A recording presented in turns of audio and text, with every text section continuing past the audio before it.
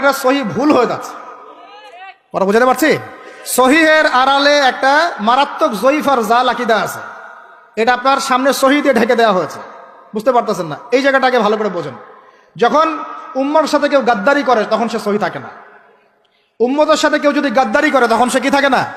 সহি থাকে না। এখন আসেন, আমি ধর্মতাত্ত্বিক কথা বলছি আগে।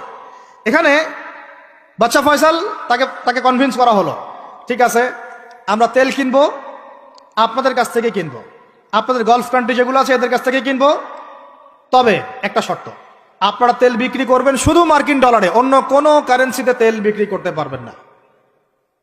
বলেন নাউজুবিল্লাহ। আপনি বাংলাদেশ গভর্নমেন্ট যদি গিয়ে এক ব্রিফকেসের মধ্যে 1 কোটি টাকা নিয়ে যায়, বুঝেন কথা, বুঝতে পারতেছেন?